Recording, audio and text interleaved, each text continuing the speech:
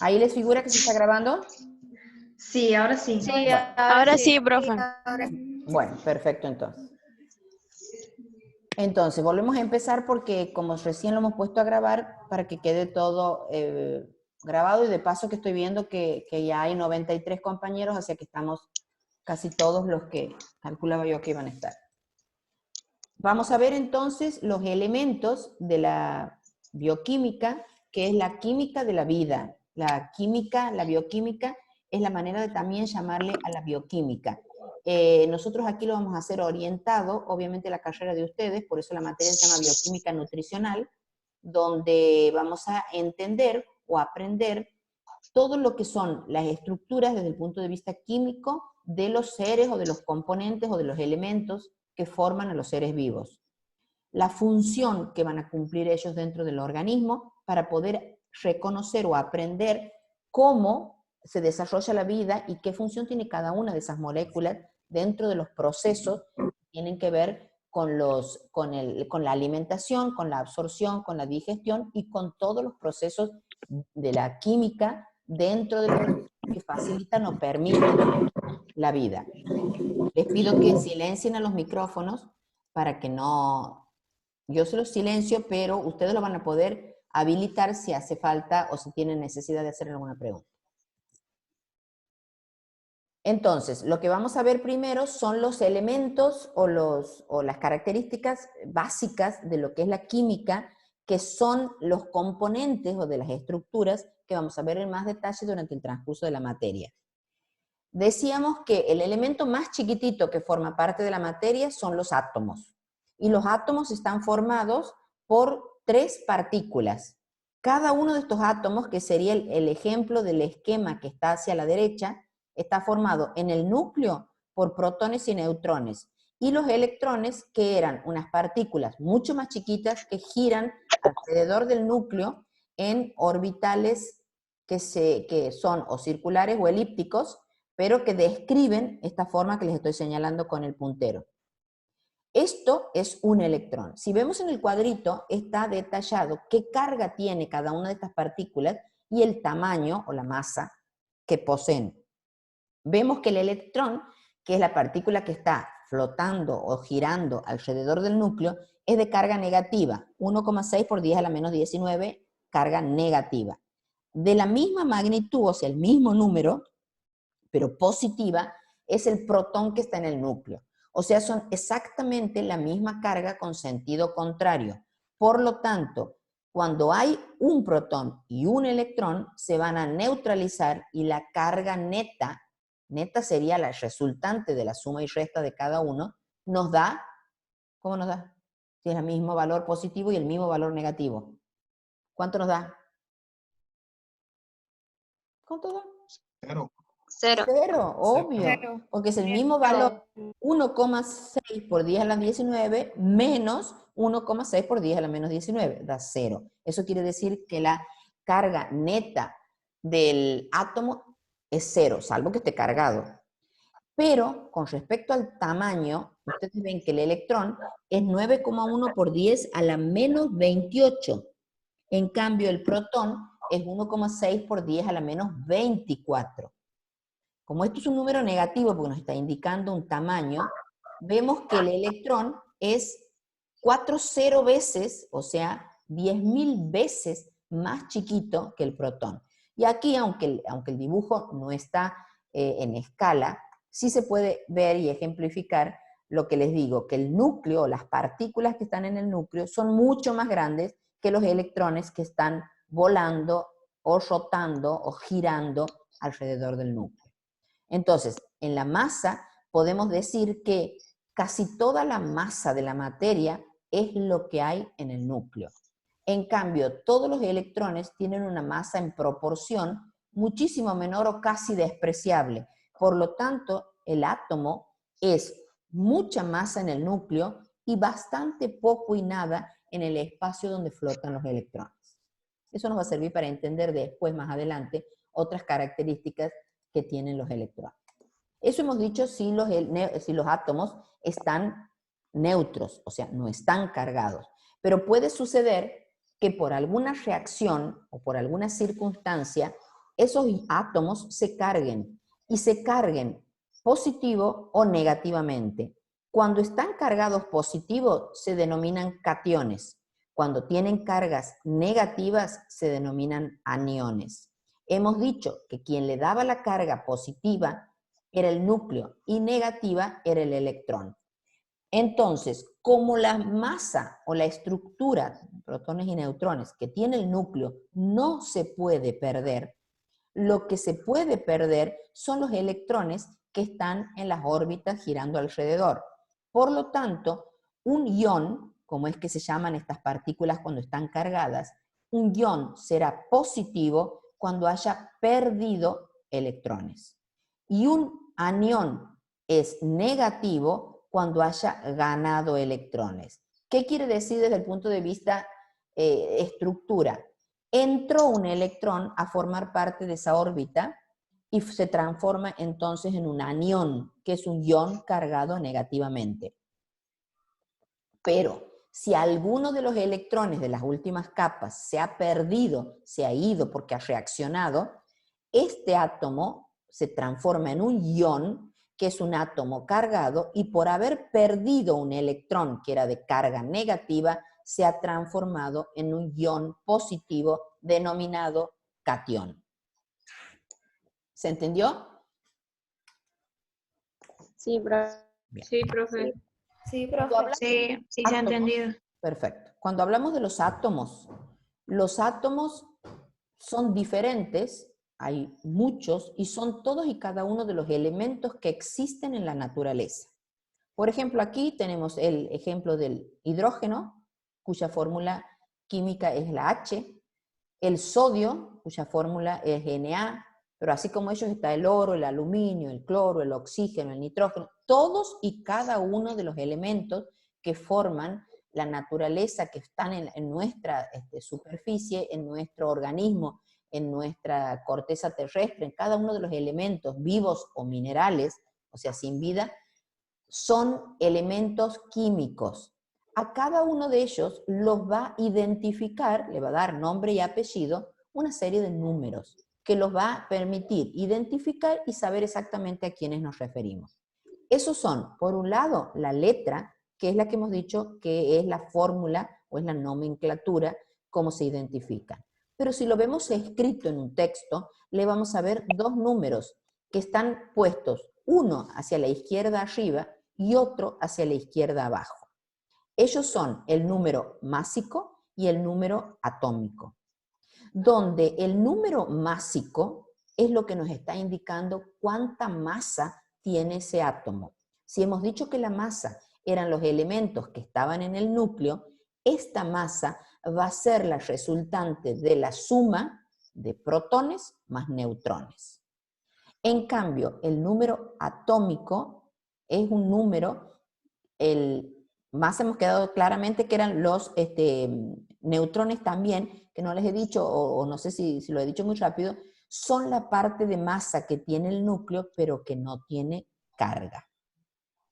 En cambio, el número atómico es un número que fue descubierto o fue puesto o impuesto, porque ha sido puesto por convención, comparándolo con una referencia. Esa referencia a la que se le llamó 1 es el hidrógeno, justamente este, al que se le puso el nombre 1. ¿Por qué se lo elige como referencia? Porque es el más chiquito. Entonces, al más chiquito se le ha llamado 1. Y después, todos los otros elementos que existen o que se descubrieron o que hay en la naturaleza, se los ha comparado con el peso o con la masa que tenía el hidrógeno. Y se le dice 2 veces el hidrógeno, 3 veces, 4, 5 veces el hidrógeno. Y de ahí surge que son números enteros, redondos, y siempre tomando como referencia el hidrógeno. O sea, va a tener que, como en el hidrógeno es la partícula que tiene un solo protón y un solo electrón, el número másico del hidrógeno es prácticamente el número de protón. Y como se lo compara con él, va a ser, por eso se dice que es en relación, o es un número relativo al hidrógeno. Yo le suelo dar una comparación que es con las pelotitas de tenis. Si yo tuviese que medir un peso, lo medimos en kilos, lo medimos en gramos, que es la referencia que se ha tomado para hacer una escala y poder medir. Pero yo podría generar una escala totalmente artificial y tomar una pelotita de tenis y ver cuánto pesa. No me va a interesar en gramos, porque imaginemos que estamos en un lugar donde no tenemos una balanza para poder, con números, para poder evaluar cuántos gramos o kilos es, sino solo tenemos una referencia, que es una pelotita. Entonces imaginemos dos platillos, donde yo quiero pesar o dar partes iguales de algo. Entonces tengo como referencia una pelotita de tenis, la pongo en un platillo, y en el otro lado voy a poner en una bolsita o en algún recipiente que me contenga, por ejemplo, que quiero pesar azúcar. Entonces voy a pesar o voy a poner en la bolsita hasta que se me equiparen los platos. ¿Cuánta azúcar he puesto en esa bolsa? Lo que equivale al peso de una pelotita de tenis. Entonces, después yo voy a traer para tomar de referencia y decir, bueno, ¿cuánto quiere? ¿Una pelotita de tenis o una bolsita que equivale a una pelotita de tenis? O después puedo duplicar y decir, bueno, quiero 2 de esas bolsitas, 3, 4. Los estoy haciendo en relación a algo que yo he tomado como referencia para poder pesarlo. Eso es hacer una escala de referencia sin saber exactamente cuánto pesa, y no me interesa porque he generado una escala que es pelotitas o bolsitas de plástico con el peso de una pelotita de tenis. 2, 3 o 4 de esas bolsitas voy a estar generando un tipo de escala. Bueno, en esto es lo mismo. Se tomó como referencia el más chiquito de todos, que era el hidrógeno, y en función de ese hidrógeno al que se le puso 1, empezó a nombrarse. Y por ejemplo, el que tenemos ahí, que es el sodio, tiene un número atómico de 11. Quiere decir que pesa 11 veces lo que pesa el hidrógeno. ¿Se entendió?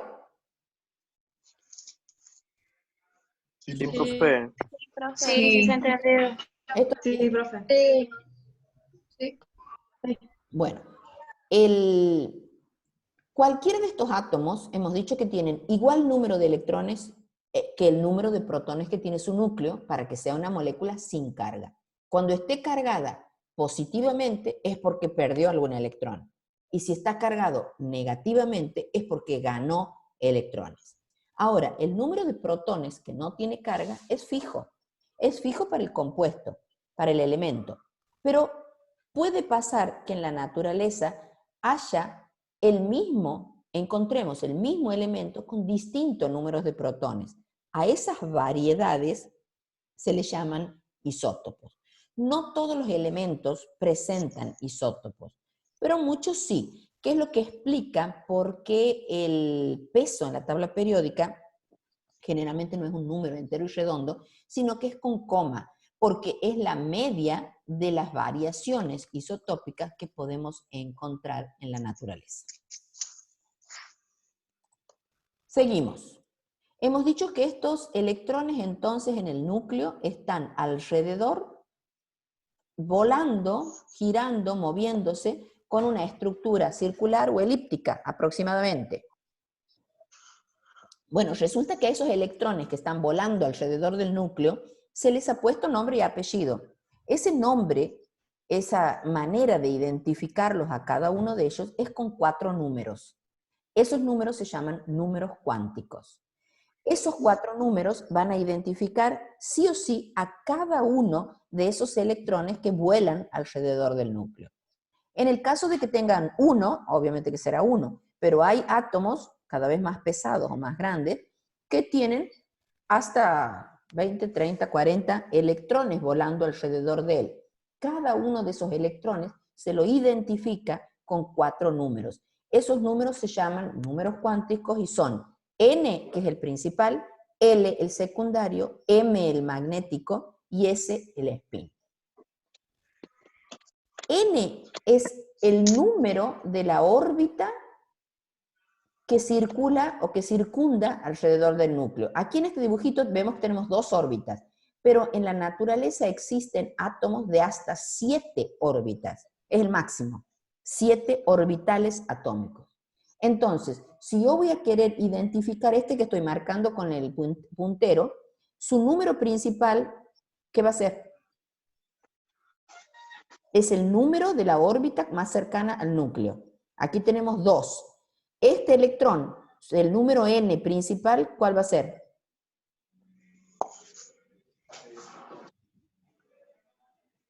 ¿2? No, 1, porque empieza 1. 1. El que está más cerca del núcleo es 1. Este segundo va a ser 2, 3, 4, 5, 6 y hasta 7. Entonces, Bien, profe, no había entendido, pensé que me preguntaba no pensé que me preguntaba de las órbitas. o sea, les estoy contando que el n es el número de la órbita que está ocupando ese electrón. Entonces, todos estos electrones que estén girando en esta primera órbita, su número cuántico principal o n va a ser 1. Estos electrones que están girando en la segunda órbita, su número n principal va a ser 2. Estos n o estas órbitas lo que nos están indicando es el nivel de energía. Cuanto más lejos del núcleo van a estar, van a tener entre ellos distinto nivel de energía. Y los electrones van ocupando esos niveles de energía hasta que se llena la capacidad. El primer nivel solo caben 2. En el segundo hasta el séptimo puede llegar a haber hasta 8, que es el número máximo de electrones que caben en los niveles que no es el primero. Ahora vamos a ver un poquito más en detalle los otros números cuánticos. Entonces, n es el orbital en el que está ubicado, contando desde 1, el más cerca del núcleo, hasta 7, el más alejado. El L es la forma espacial que describe la trayectoria. ¿Qué quiere decir eso? Si aquí tenemos un dibujito del hidrógeno que tiene un solo protón y un solo electrón, esta es una carga positiva y esta es una carga negativa. Por lo tanto, este electrón va a estar siempre girando alrededor del núcleo en una misma distancia, porque la fuerza de repulsión entre la positiva del núcleo y la negativa del electrón va a ser siempre la misma, y por esa fuerza como de repulsión van a mantener prácticamente la misma distancia, aunque no es elípticamente redonda, sino es medio, o sea, no es una circunferencia, sino es medio elíptica, pero va a estar girando siempre alrededor porque no tiene otra fuerza que le haga oposición. Ahora imagínense que haya un segundo, un tercero o un cuarto nivel. Los electrones van a estar entre ellos peleando, porque son cargas negativas, contra una fuerza de igual número de cargas positivas en el núcleo. Entonces ya no es el dibujito tan parejito en una circunferencia, sino que en determinado momento se repelerán con alguno que entre por acá un negativo, entonces van a describir por ahí unas formas o unos dibujos distintos. Ese es lo que representa la letra L. El trazo o el recorrido espacial de los electrones en el espacio S alrededor del núcleo. Algunos, miren, describen como si fuese un 8, otros como si fuesen 4 como pesas, así hasta 6 también. Entonces, la forma geométrica que describen los electrones en su recorrido alrededor del núcleo es lo que está simbolizando el número cuántico L. Y por convención, o sea, porque se ha decidido que así sea, se le llama 0 al redondo, 1, 2 y 3 a las 4 posibles formas que describen estos electrones, que ahora vamos a ver en la tabla periódica, corresponden a una ubicación en la tabla periódica. Después tenemos el otro número cuántico, que es el m, donde tiene que ver con la orientación. Por ejemplo, hemos dicho que esta circunferencia, ¿cuántas orientaciones tiene? Una sola. Porque vos lo das vuelta para arriba, para abajo, para el costado, y siempre es redondo. Por lo tanto, tiene una sola orientación, que es la que le van a llamar 0. Pero estos, que son como 8, como un infinito más bien, pueden tener, miren, estas 3 posiciones en lo que hace al espacio. Esto va a generar el tercer número cuántico, que nos va a dar una idea de la posición que ubican en el espacio. Horizontal, vertical o en diagonal, etc. Y el cuarto número cuántico, que se representa con la letra S, tiene que ver estos electrones que están rotando alrededor del núcleo, a su vez se mueven alrededor de sí mismos. Y se pueden mover en dirección a la derecha o en dirección a la izquierda. Por lo tanto, la posibilidad de spin que hay son 2. O más o menos. Que por convención más sería hacia la derecha y menos hacia la izquierda, pero nos está describiendo si el electrón está en un movimiento rotando hacia la derecha o rotando en forma inversa. Entonces, resumiendo, ¿qué son los números cuánticos? Son 4 números que identifican a cada uno de los electrones, donde los 2 primeros, que es N y L, nos están dando una idea de la energía que tiene ese electrón. El M, que es el tercero, la orientación en el espacio. Y el S es el movimiento sobre sí mismo. Ahora vamos a ver qué es la tabla periódica. La tabla periódica es un invento, es un descubrimiento, sería más correcto decir, de un químico hace más de 100 años, donde él encontró que acomodándolos en un orden determinado, respetaba una determinada cantidad de propiedades que se daban por esa ubicación que él había hecho dentro de la tabla periódica. Y aquí vemos cómo los acomodó a los elementos de la tabla periódica. De manera que le quedaban líneas verticales a los que le llamó grupos o líneas horizontales a los que le llamó períodos. Este celestito es el hidrógeno, que es el primero, le llamó 1, aquí está el 2, 3, 4, 5, 6, 7, 8, 9, y así, sucesivamente los enumeró hasta completar. Cuando él los acomoda, había muchos de los elementos que no estaban descubiertos. Y él decía que seguramente van a aparecer o se van a descubrir porque en su teoría eso estaba indicando que ahí que existía un elemento que tendría que tener esas características. Y así fue. Con los años, todos esos huequitos fueron descubiertos y encontrado a qué elemento se refería. Lo magnífico de esto es que él descubre que de acuerdo a la posición, simplemente por saber en qué lugar de la tabla periódica se ubica, le podemos saber propiedades específicas que tiene. Por ejemplo, todos los de la izquierda tienen características metálicas. Todos los de la derecha tienen características no metálicas. Especialmente aquí es como una diagonal. Ustedes van a ver estos amarillos y verdes para este lado. Desde esa diagonal hacia arriba, todos son no metales. Estos que están en color rosa fuerte son los que se llaman halógenos, todos tenían las mismas propiedades, y estos que están en el extremo son los que se llaman gases inertes. ¿Cómo los acomodó él? Por el número de electrones que tenían en los orbitales. Todos estos, que les estoy señalando en la primera fila a la izquierda, en el primer grupo, tenían un solo electrón en su última capa. Y todos estos tenían los 8 orbitales completos. O sea, tenían todos sus orbitales con 8 electrones, o sea, completos.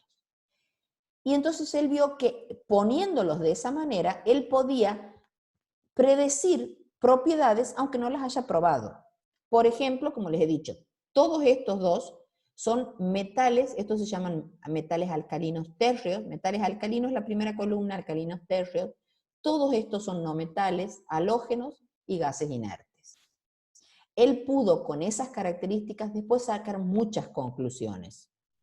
Entonces, hoy sabemos, y hoy se utiliza muchísimo esta tabla periódica, los químicos especialmente, donde cada uno de esos cuadraditos representa este cuadrado que tenemos a la derecha y arriba, donde está el símbolo químico, que en general es la primera letra de la palabra escrita en latín, y cuando coincide, le utilizan la segunda letra. Por ejemplo, esta C es del carbono, pero el calcio, que también empieza con C, como estaba ocupada la C cuando se descubrió el calcio, se le pone la segunda y es Ca.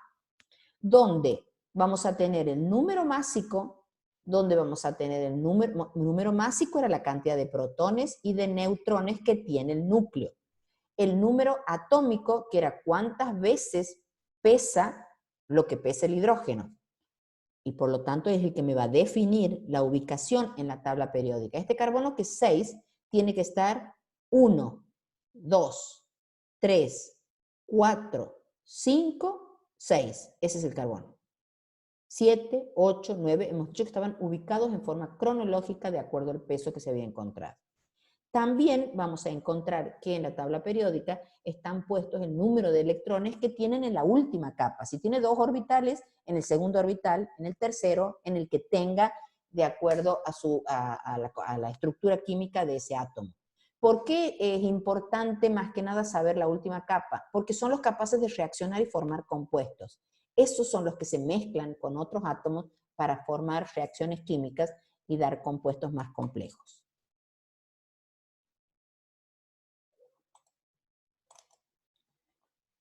Hemos dicho entonces, hemos descrito todos y cada uno de los elementos que existen en la naturaleza. Estos se pueden combinar entre sí y se pueden combinar de 3 maneras distintas o asociando en 3 grupos distintos. Voy a pausar un segundito. Bueno, ahí continuamos. ¿Figura de nuevo que está grabando?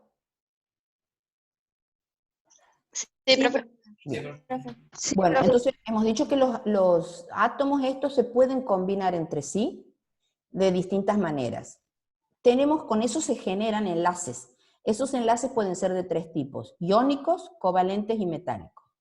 ¿Cuándo es iónico? Cuando se combinan los elementos que hemos dicho que estaban en la izquierda, que eran los metales, con cualquiera de los elementos de la extrema, que están en la parte más extrema de la derecha, que son los no metales. Ese tipo de unión es un enlace iónico. Entonces es un enlace de un metal con un no metal. También puede haber un enlace entre elementos que se encuentran en esta misma área que son los no metales. Puede ser más electronegativo o menos electronegativo, pero son 2 elementos que son considerados no metales. A eso se le llama una unión covalente. En cambio, una unión metálica sería cuando se unen elementos que están en esta área donde los 2 se llaman metales. Esas serían las 3 formas de combinarse. En este dibujito podemos como entenderlo un poquito más. Tenemos 2 átomos dibujados con 2 orbitales cada uno, donde hemos dicho que los electrones que están rotando o girando en la última capa son los responsables de ese enlace, de esa unión entre 2 átomos para formar un compuesto. ¿Esos electrones se juntan como quieren? No. Lo que van a tender es a completar el número de 8 en su última capa, lo que se llama cumplir la ley del octeto, la regla del octeto. Entonces, si tiene 7, va a tratar de tomar, acuérdense que hemos dicho que llegaban a 8 en donde todos los que están en el celeste eran los gases nobles que tienen 8 electrones, por lo tanto son muy poco reactivos, porque ya tienen cubierto su última capa con 8. En cambio, esta línea o este grupo que tiene 7, están ávidos de tomar el octavo para llegar al estado de equilibrio. Entonces estos son muy, muy reactivos con todos aquellos que están en las primeras partes de la tabla periódica, porque son los que tienen uno solo en la capa. Entonces, les es mucho más fácil a los elementos que tienen un solo electrón en su última capa perderlo, que ganar 7 para llegar al 8. Entonces, estos elementos que pierden fácilmente sus electrones, se los ceden en esas reacciones químicas iónicas para que estos completen su última capa en 8 y por lo tanto lleguen a la estabilidad. Y estos van a llegar a su estabilidad porque pierden los electrones de la última capa, quedándose con la capa anterior que estaba completa. Eso, digamos, es la explicación de por qué reaccionan más o menos tomando o cediendo electrones y transformándose en iones positivos o negativos según sea el caso. En cambio, eso sería un enlace iónico donde pierde el electrón, lo toma el que es no metal, él se queda sin el electrón en su última capa y el otro completa su octeto. En este caso es un hidrógeno que tiene uno solo y que hemos dicho que la primera capa se completa con 2. En cambio, desde la segunda en adelante se completa con 8 y de ahí le viene el nombre de la regla del octeto. En cambio, cuando los elementos son electronegativos, o sea, son de esta parte de la tabla periódica, los electrones no se pierden, sino que se comparten y por lo tanto generan una fuerza que hace que esta unión sea bastante firme y dura y fuerte para compartir y acercar estos elementos por enlaces covalentes. ¿Qué pasa cuando tenemos 2, 3, 4 orbitales?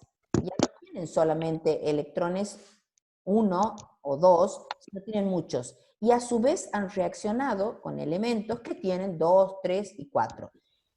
Imagínense que esos electrones están girando, volando, dando vuelta alrededor de su propio núcleo. Y por lo tanto, si cerca hay otro átomo, están interactuando o cercanos a otros electrones de otros núcleos. Lo que hace que cada vez que pasen dos del mismo símbolo se repelan y deformen esa posible o ideal nube redondita que debía ser, generando orbitales. Miren, este sería de acuerdo al número cuántico L, que hemos visto que es como un 8, pero miren, cuando a veces esa interacción genera orbitales totalmente diferentes, esto como un 8 mucho más, una panza grande de un lado que del otro. A estos orbitales se le denomina orbitales híbridos, donde están generando formas o formatos diferentes. ¿Por qué esto? Porque le da ciertas ventajas.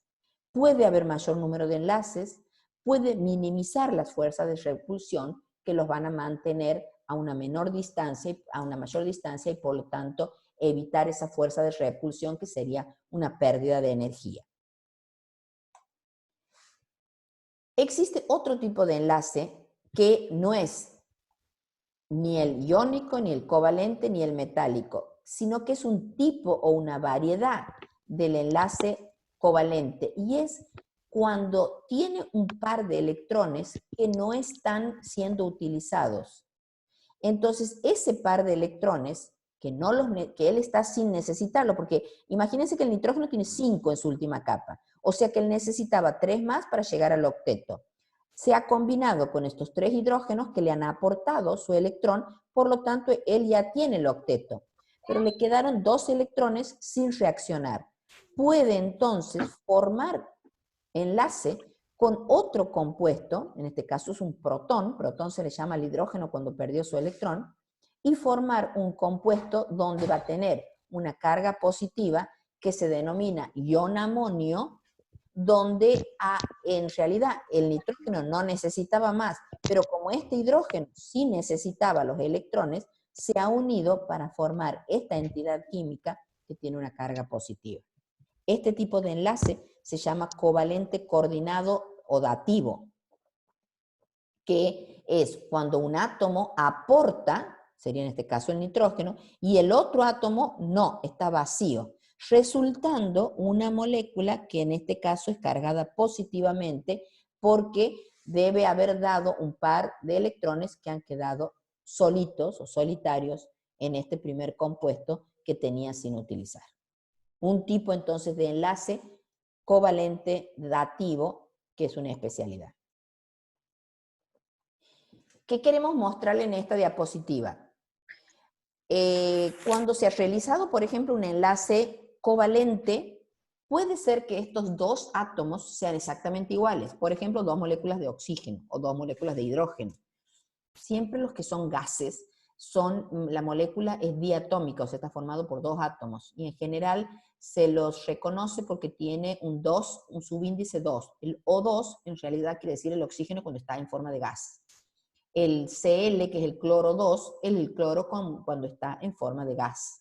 El N2 es nitrógeno en forma de gas. Porque cuando están en el estado gaseoso, en el estado de la materia de gas, no están solos, sino formando esto con un diatómico. Entonces, ¿cómo es el enlace entre esos átomos que son iguales? Como son exactamente iguales, los electrones, tanto de este como de este, giran alrededor del núcleo a la misma distancia. Por lo tanto, en la unión de ellos dos, se va a mantener el formato y la distancia de los electrones. Entonces, este es como un enlace parejito. Al estar parejo, cuando este tiene su positivo en el centro y sus negativos en las orillas, van a tener siempre la misma carga. Entonces se van a neutralizar. Por lo tanto, es un enlace covalente apolar. ¿Qué pasa cuando se une un átomo más grande, con más orbitales, más electrones, con uno tal vez más chico que tiene menos electrones? Al tener menos electrones, va a tener una distancia o una fuerza de atracción o de repulsión distinta de la que tiene el de mayor tamaño. Entonces, en ese compartir electrones, probablemente el que tenga mayor tamaño va a lograr que los electrones que le está utilizando en ese enlace los tironee o los lleve más cerca de su núcleo. En ese tironeo, imagínense que se está llevando más cerca de él cargas negativas. Este átomo que está esquematizado en rojo va a tener una ligera, por eso delta, no una carga entera, pero un ligero delta mayor negativo que el celeste. Que al quitarle un poquito de esa carga negativa, se genera un poquito de diferencia con el núcleo, que antes hemos dicho que eran exactamente iguales, generándose un delta positivo. Esta diferencia ligera, por eso es delta, de carga, genera que este enlace sea un enlace covalente polar, porque tiene algo de polaridad. Polaridad es cuando un sector es positivo y el otro negativo, no son exactamente la misma carga. A polar no le ves ninguna carga positiva y negativa de ningún extremo. En cambio polar sí. ¿Y por qué? Porque algunos de los electrones están mucho o un poquito más cerca del núcleo de su otro átomo con el que han generado un enlace. Y el iónico es todavía mayor. ¿Qué significa un enlace iónico? Este elemento, que en general los de la izquierda de la tabla periódica, metálicos, han perdido totalmente un electrón. Por eso tienen una carga entera positiva, porque perdió un electrón entero, que se le fue al otro elemento, que era electronegativo, o sea, no metal, y ha tomado ese electrón y se ha cargado negativamente. Esto es un enlace iónico, donde uno de los átomos, el que es no metal, ha robado, quitado, le ha desprendido el electrón de la órbita del metal para incorporarlo en su estructura. Entonces se ha generado un enlace iónico, donde claramente esto es un ion negativo y esto es un ion positivo, separado. Entonces, esa diferencia de electronegatividad va a ir siendo aumentada o incrementada en la medida que comparamos estas tres entidades. Bueno, en la química nosotros vamos a ver muchos compuestos en esto que es el metabolismo de los hidratos de carbono, de los lípidos, cómo interactúan, cómo reaccionan los alimentos. Y eso es gracias o por responsabilidad de una determinada calidad o tipos de grupos funcionales que le van a permitir a esas biomoléculas reaccionar entre sí. Generalmente, lo que hace que reaccionen entre ellos son enlaces covalentes que le dan mucha estabilidad. Mucha estabilidad es un enlace covalente dentro de las moléculas. Por otro lado, nosotros sabemos que en el organismo el 70% es agua. Todo está disuelto de alguna manera en el solvente que es el agua. Esas uniones son más reactivas gracias a que tienen como solvente el agua, digamos como solvente biológico, y no solo que son más reactivas, sino que la necesitan al agua para que esa unión sea más efectiva. Y gracias a estos grupos funcionales de distintos tipos que vamos a ir viendo durante la materia, sucede o permite que estas moléculas estén en funcionamiento. ¿Cuáles son esos grupos funcionales que determinan, por ejemplo, que esas interacciones sean eficientes? Una de ellas es el puente hidrógeno. Esta dibujito que vemos aquí medio chiquitito es una molécula de agua. La molécula de agua es un oxígeno y dos hidrógenos, que uno siempre lo pone como H2O, pero en realidad es un oxígeno que como tiene valencia 2, tiene como si tuviera dos bracitos, o sea, dos posibilidades de unirse, y se une a dos hidrógenos. Pero no lo hace en forma de 180 grados, lineal, sino que forman un ángulo que es aproximadamente 112, 107, que le permite, o gracias a esa posición en el espacio, es que le permite ser una molécula tan reactiva. Estos pueden como reaccionar como a la distancia, simplemente por tener esas cargas, este oxígeno con el hidrógeno de otra molécula que esté cerca. Eso se llama un puente de hidrógenos. Esos puentes hidrógenos están en muchas moléculas, por ejemplo, en este, que me viene a la mente en este momento, el ADN. Esos puentes hidrógenos le dan fortaleza. Son gracias a que el medio es acuoso y sí o sí necesita un hidrógeno que esté unido a un elemento covalente electronegativo chiquito, como es, por ejemplo, el oxígeno y el nitrógeno. Y le llamamos chiquito cuando tienen pocos orbitales y poca masa en el núcleo. Otro tipo de grupo funcional que determina mucho la interacción entre las biomoléculas es el enlace iónico que se genera con el agua, que es denominado puente salino. ¿Esto qué es? Es la unión entre dos iones cualquiera, pero que tengan carga opuesta. Uno sea positivo y el otro sea negativo. Esos grupos funcionales, donde uno va a ser el ácido y el otro el básico, al tener una carga, básico el positiva y ácido el negativo, que van a comportarse entonces como un ion, van a permitir que se forme esa unión entre ellos, a la que le vamos a denominar un puente salino. ¿Qué otro tenemos? Fuerza de Van der Waals.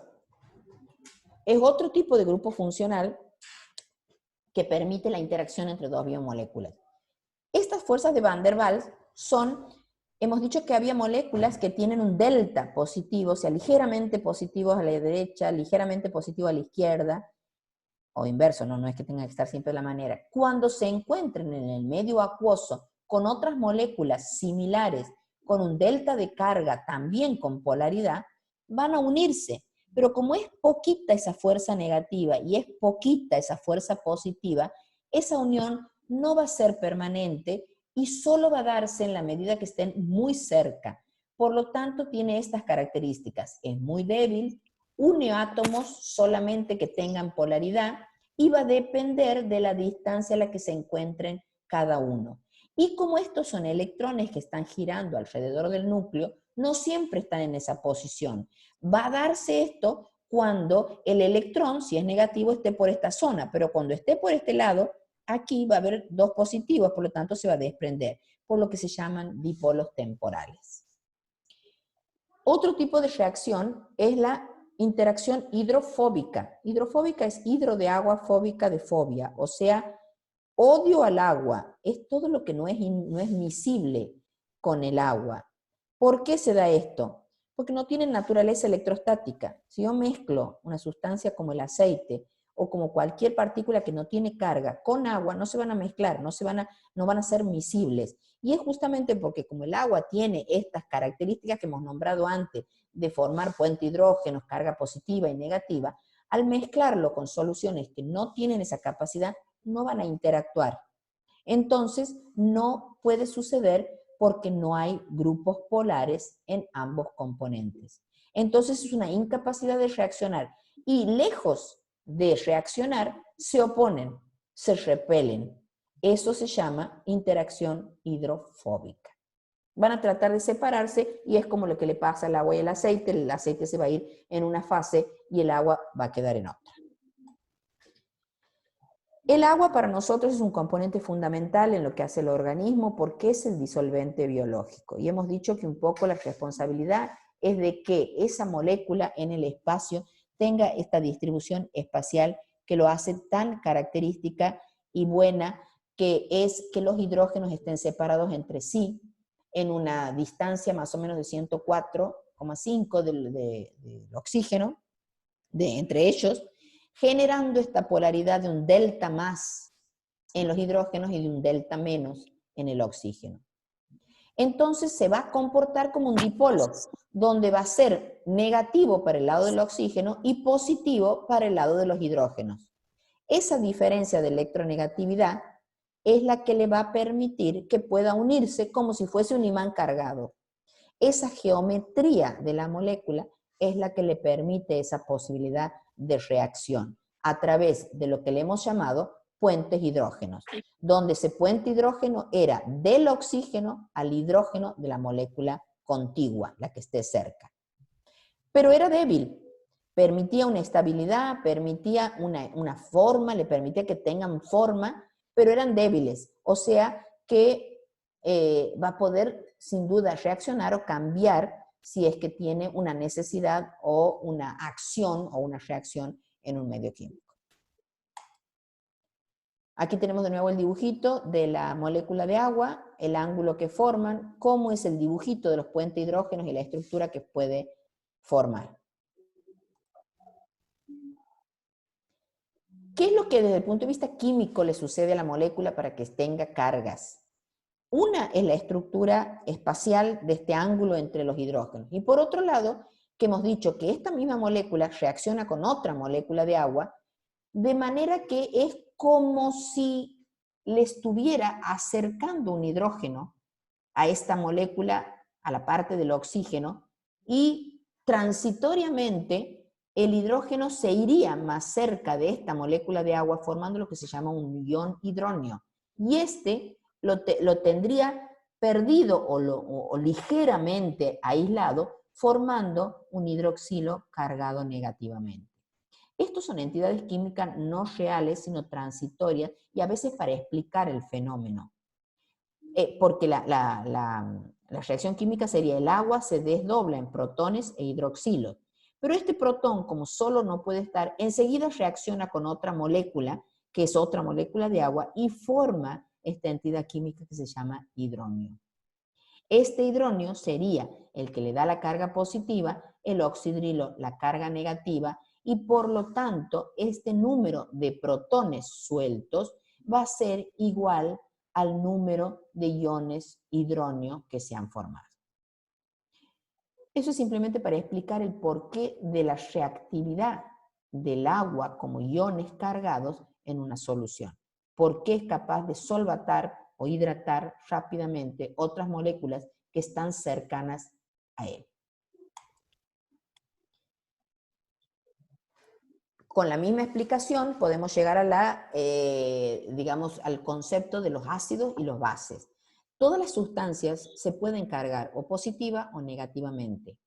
Hemos dicho entonces que el que acepta electrones se carga positivamente.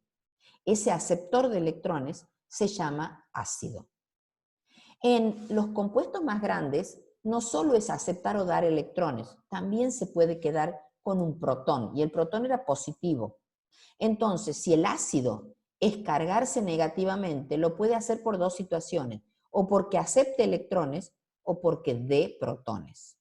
De la misma manera y en oposición, la base es un dador, pierde electrones, al perder electrones que son negativos va a quedar cargado positivo, o un receptor de protones, acepta cargas positivas. Una sustancia se considera anfótera cuando puede comportarse de las dos maneras o de ambas formas. En general, las moléculas en el organismo, las moléculas biológicas, no hay muchas que sean anfóteras. El agua, por ejemplo, sí puede ser. Puede comportarse como ácido o puede comportarse como base. Con esto podemos llegar, digamos, a explicar cómo a veces, por ejemplo, en un grupo ácido, se le pega una molécula de agua de la cual le va a perder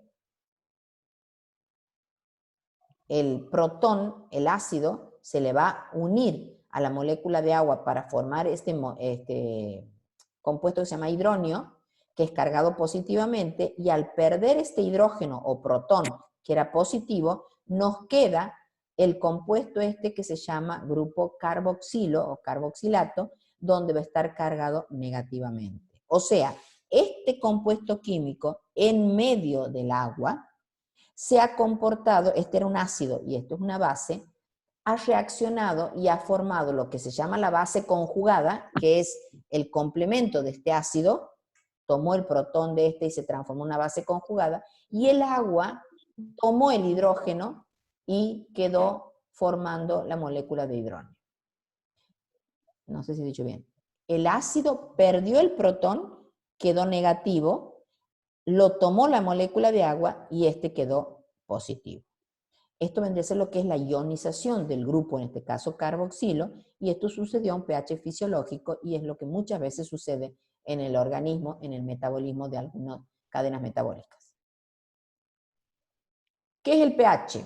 El pH es una manera simplificada de expresar la acidez de cualquier solución o de cualquier compuesto líquido, obviamente, donde nos está indicando...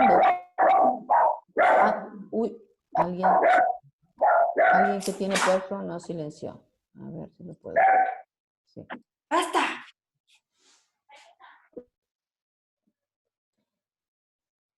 Entonces, el pH es una manera de expresar la concentración de los iones protones que hay en una solución.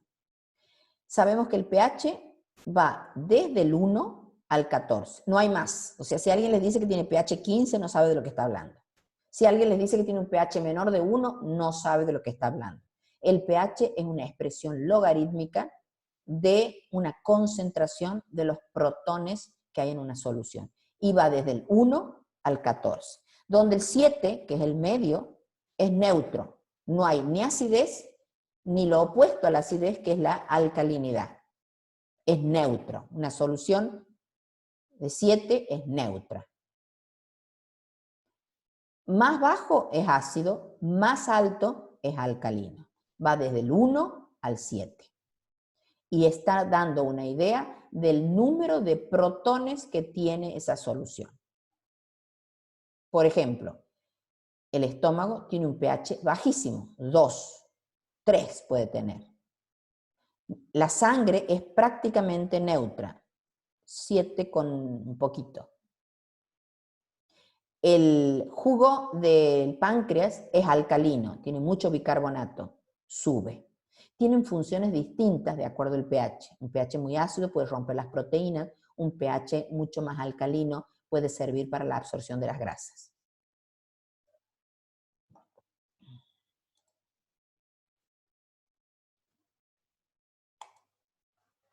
¿Qué es una reacción química? Que la vamos a ver repetidas veces.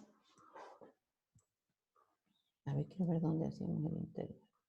Aquí vamos a parar un ratito para que descansen 5 o 10 minutitos y volvemos. Volvemos con las reacciones químicas. Pongo pausa en la grabación. ¿Dice que está grabando arriba? No, profe. ¿No? Sí, profe. ¿Sí? Sí, profe. Sí, Bueno, profe. bueno. Sí, A sí, ver. profe. Así después les subo la clase y la pueden repasar los que no les haya quedado claro algo. Bueno, continuamos. Ya nos queda poquito, así que aguanten un ratito, que les he pesado al comienzo, pero después les va a resultar muy linda. Vemos lo que son las reacciones químicas. La reacción química en todo proceso, tanto es en la naturaleza, dentro del organismo, de los vivos, de los vegetales, de los animales, de los seres superiores, es el cambio o el paso de una reacción que se llama A y se transforme en B. Ese cambio o esa transformación de A hacia B es una reacción química. De la que sea, es una reacción química. Pero en el organismo, para que A se transforme en B, siempre necesita un compuesto que se llama catalizador, que es una enzima. Ese paso de A hacia B no se da, digamos, con cualquier velocidad o con cualquier ritmo, sino que tiene una velocidad de formación que va a depender de muchos factores, entre esos de la concentración que tenga del producto A y se transforme en B, o de la concentración de B que se vaya generando y que vaya como ocupando un espacio. En el dibujito ustedes ven que A, una flecha, B, pero también hay una flecha que vuelve, de B vuelve hacia A. Esto quiere decir que esta reacción es reversible. que tanto puede suceder que A se transforme en B como que B se transforme en A. Entonces, esas reacciones son reversibles y quiere decir que simultáneamente A se está transformando en B y algún producto B se está transformando en A. ¿Hasta cuándo sucede esto? Hasta que se establece un equilibrio. Y el equilibrio es cuando ambas concentraciones y velocidades de transformación son iguales. ¿Qué es lo que quiere demostrar esta reacción? Si A se transforma en B con una velocidad de K1 y B se está transformando en A con una velocidad de K menos 1, cuando estas dos velocidades se igualen, esta reacción va a estar en equilibrio.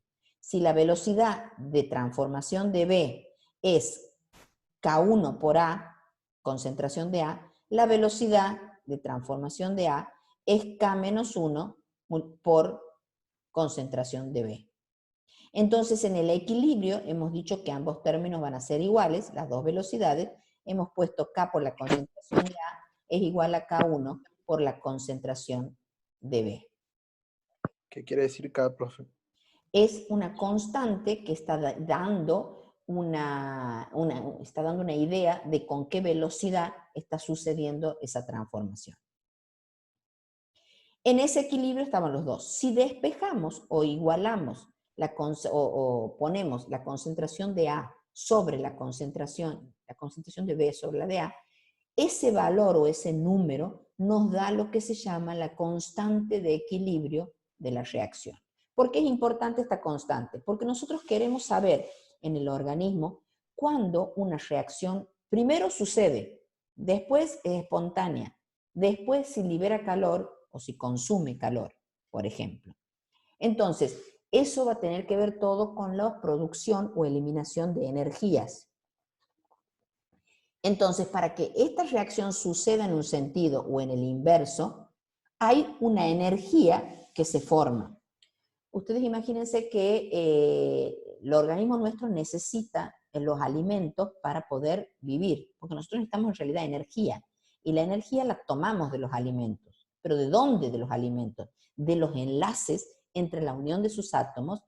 Hay una energía que es la que va a ser liberada o generada para que puedan suceder todas las funciones vitales del organismo.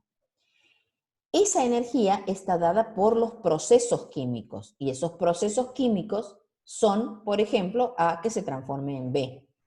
Y hemos dicho que van a tener una energía final y una energía inicial. Entonces, si A, partimos de una solución, una concentración de un compuesto A, se transforma en B, este B va a tener una energía final, que puede ser mayor o menor que la inicial. Entonces, cuando nosotros restamos la energía final menos la energía inicial, nos va a dar un delta. Delta es una resta, es una diferencia entre dos cosas, el delta de G de la energía final menos la energía inicial. ¿Por qué es importante esto? A ver, ¿dónde está?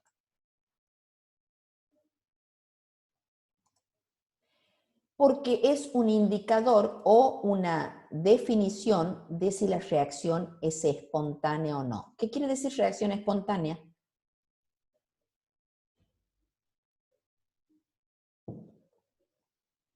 Epa, ¿están dormidos todos? Rápida. ¿Ah? No, Reacción rápida. no. Espontánea. Si yo pongo, Al mismo tiempo. ahí estamos más cerca, pero no es exacto. Si yo pongo un compuesto A con un compuesto B y lo dejo librado al azar un tiempo, al rato vuelvo y me fijo, y A sigue siendo A y B sigue siendo B, no han reaccionado. ¿En el momento? ¿Cómo? ¿En el momento? No exactamente. Automática, profe. Ahí está más o menos. Espontánea quiere decir. Sola. Espontánea era la palabra que queríamos definir. Sola, sin necesidad de un agente externo que la obligue a suceder. Por ejemplo, si yo pongo Por decirte, a ver qué ejemplo en la cocina se me viene en este momento. Harina pongo a disolver en agua fría. Yo voy a batir y no se me va a disolver. No es una reacción espontánea. Si la caliento y probablemente logre disolver o unir un poco la harina en el agua. En cambio, hay determinados compuestos que son muy reactivos, que apenas yo, por ejemplo, un terrón de azúcar, apenas lo ponga en el agua se va a empezar a disolver. Eso ha sido una reacción espontánea, no ha necesitado de mi intervención para que suceda. Las combustiones en general son bastante espontáneas. Cuando más oxígeno, más aire haya, van a suceder y a veces hasta explotan porque son muy rápidas y no dan tiempo. Eso sería la espontaneidad. ¿Cuándo vamos a saber que una reacción es espontánea? Si le podemos medir este delta de Gibbs o energía de Gibbs. Donde, si tenemos el valor de la energía final y el valor de la energía inicial, podemos hacer una resta que nos va a dar este delta. Cuando este delta nos dé 0, la reacción está quieta, no se mueve. En cambio, si el delta es positivo, imagínense si yo resto dos valores y me da un valor positivo, ¿cuál ha sido más alto, el final o el inicial? Les vuelvo a preguntar. Esto es una cosa matemática pava la que les estoy preguntando, pero es para que lo razonen. Yo quiero que esta resta me dé un valor positivo. Si esta G es un valor más grande que la G final, más grande que la inicial, ¿me va a dar un valor positivo o negativo? Positivo. Positivo. Positivo. Cuando la energía final es mayor que la Positivo. energía inicial, el delta es positivo. Entonces, este delta, como dice aquí, va a ser positivo cuando los reactivos tienen menor energía que los productos. En cambio, al revés, cuando yo tengo mucha energía en el producto inicial y por la reacción que se me transforma en B, el B tiene poca energía, este delta me va a dar un valor negativo. Y si el delta es negativo, quiere decir que los reactivos tienen menor energía que los productos. Energía de productos. Entonces la reacción es espontánea. Esperen que aquí estoy viendo un error. Energía positiva, los reactivos menor que la energía de los productos, no es espontánea. Y negativa, para que nos dé negativo, tiene que ser la inicial mayor, aquí está mal puesto, ¿sí? ¿Se dan cuenta? Sí. Mayor, si no está puesto lo mismo que arriba. Los reactivos tienen mayor energía que los productos y es espontánea. Imagínense ustedes como que tenemos adentro de una unión entre dos carbonos, tenemos energía. Si yo lo corto es como que salta y se explota la energía, se libera. Eso quiere decir que el reactivo, el primero, tenía mayor energía que lo que va a ser el final, que es el compuesto cortado. Eso es una energía, una reacción espontánea. Entonces, cuando yo tengo el valor de delta de Gibbs, puedo saber si la reacción es espontánea o no es espontánea. ¿Qué nos queda aquí por ver? ¿Cuáles de las moléculas, desde el punto de vista biológico, son más reactivas que otras? Y eso va a ser porque tienen capacidad de generar sitios reactivos en esa molécula. Por ejemplo, un grupo no es cargado es el grupo amino. En cambio, los electrolitos son cargados y son capaces de reaccionar más rápidamente con un protón. ¿Qué otro tipo de reacciones se pueden dar en la parte biológica? Por ejemplo, los monómeros, como un monosacárido como la glucosa, es capaz de formar una molécula larga como el almidón porque se han unido varias de estas pelotitas azules formando esta cadena lineal de una macromolécula. Eso sucede en muchos casos dentro de los sistemas biológicos. Por ejemplo, los aminoácidos, la macromolécula o la unión de ellos, condensación, puede formar una cadena como de collares de los aminoácidos que son las proteínas. Los nucleótidos, el conjunto de nucleótidos unidos entre ellos, es un ácido nucleico. Esa unión en general para que una de estos monómeros se una a otro monómero, en general hay una pérdida de una molécula de agua, que es un oxidrilo de uno con un hidrógeno del otro, que suele ser una deshidratación. Entonces, puede haber reacciones de condensación donde ha habido la pérdida de una molécula de agua por una deshidratación. Otro tipo de reacciones muy comunes en el organismo o en la biología es la de óxido-reducción. Estas que se llaman redox, donde red es reducción y ox es oxidación, son reacciones que se dan simultáneamente. Para que alguien se oxide, alguien se debe estar reduciendo. Por ejemplo, si tenemos el grupo metilo, que es este carbono que tiene 3 hidrógenos y uno de sus bracitos con un compuesto cualquiera que le llamamos R, si aumentamos el número de oxígenos, se transforma este hidrógeno en un oxidrilo, este compuesto es un hidroxilo. Entonces, ¿qué diferencia entre el metilo y el hidroxilo? La presencia de un oxígeno. Este se ha oxidado. De metilo a hidroxilo ha sufrido una oxidación. Lo mismo que si este hidroxilo lo oxidamos de nuevo, vamos a formar un doble enlace oxígeno y se va a llamar carbonilo. Este carbonilo, si le volvemos a oxidar, va a generar un nuevo oxidrilo de este lado y esto es un grupo carboxilo. Y así hasta llegar al elemento de mayor oxidación, cuando un solo carbono, que es el dióxido de carbono. Este caminito es un camino metabólico donde ha habido 1, 2, 3 y 4 oxidaciones para formar distintos tipos de compuestos. De la misma manera, yo puedo hablar de una reducción si un dióxido de carbono lo transforma en un carbonilo, donde ha incorporado este hidrógeno, el carbonilo en el carboxilo en un carbolilo, si ha perdido este oxígeno, y ha quedado este hidrógeno, y así sucesivamente, para entender los tipos de reacciones que se pueden dar. Y como último, les digo que estas reacciones no suceden, digamos, solamente al azar porque tengan ganas, sino que están generando niveles de organización en el cuerpo, niveles de organización en la célula. Un monómero va a formar una molécula grande, una macromolécula. Cuando hablamos de los monómeros o de los elementos solos, estamos hablando de un primer nivel. Cuando hablamos de estas macromoléculas donde se han unido estos monómeros que pueden ser iguales en una molécula, un polisacárido homopolisacárido, es un segundo nivel. Pero cuando estas macromoléculas se organizan de distintas maneras formando compuestos o estructuras, pasamos a un tercer nivel, que es el nivel macromolecular, donde han participado otro tipo de enlaces o de uniones o de condensaciones con proteínas de ácidos nucleicos que van a interaccionar entre ellos para organizarse y formar estructuras que ya son directamente los organismos más complejos y superiores. Y con eso terminamos. Díganme si tienen alguna pregunta o alguna duda.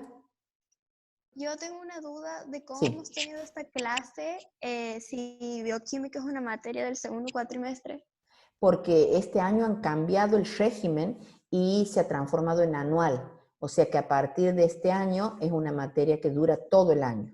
Entonces va a estar dada mucho más lenta, pero durante todo el año, porque se ha evaluado las autoridades que convenía hacerla más lenta para el mismo aprendizaje de ustedes.